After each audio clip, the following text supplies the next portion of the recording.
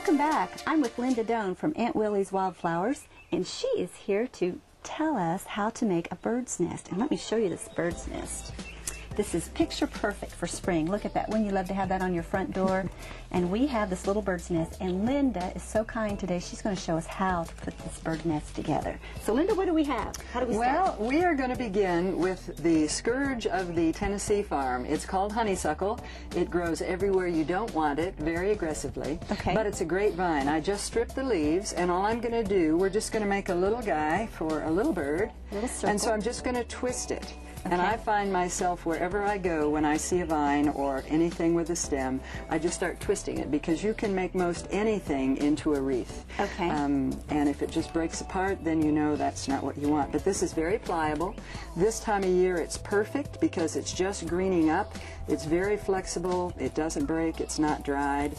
And in just no time at all, we're going to have the base of a little nest for a likely little bird. Well, he's going to enjoy that. Yeah. This little nest. Now, this normally has flowers on it, doesn't it? It does. They're not quite in flower yet, but it's a sweet-smelling honeysuckle. That's where you get your perfume fragrance, etc. And it smells much sweeter than it seems to me because of what it does to my fences and bushes. Oh, But we've got a little base here, and now we're going to add some Spanish moss, and this is the only thing not from the farm. We're not quite far enough south for Spanish moss. That's pretty. And we're just going to kind of, we would wire this if it was going to be somewhere in harm's way, where children or pet could get after it. But we're just going to kind of squeeze it on there. And then we're going to take some moss. Let's get this one that's kind of the shape of a nest. And we're just going to kind of push it in the middle. And that's going to be the home base, I guess, of the nest. I love that. And then a couple of little other pieces we can just kind of tack here and there. We could glue this. We could pick it in, but because it's just going to sit nice and still, we're just going to let it sit there. And then we're going to get some eggs. What color would you like? Let's go with the blue and the pink and the white. We'll just get a variety. This was a rainbow bird that laid several different colors of eggs. That makes it colorful. That's pretty. And we'll get some larkspur. This is dried larkspur from last year. Larkspur will start blooming again in about a month. Okay. And we'll just tuck a couple of little pieces of larkspur in here.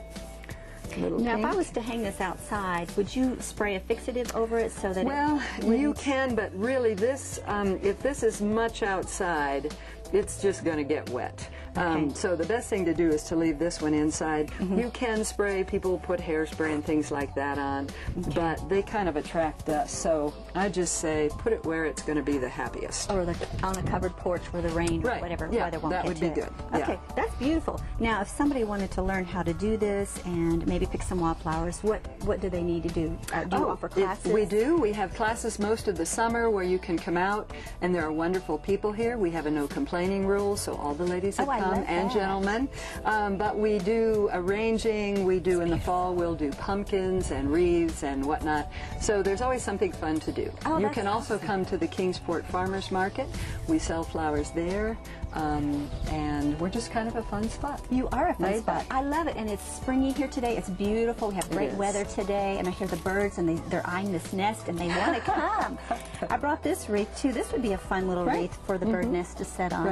And if you needed to, you could take a little cardboard circle and glue this all to the cardboard circle, and that would hold it together. Okay. Well, thank you, Linda. Thank you so much. Our pleasure. We appreciate Come again. it. Okay. Coming up next, Liz bakes with Sister Schubert. I'm going to give you Sister's secret to foolproof yeast bread.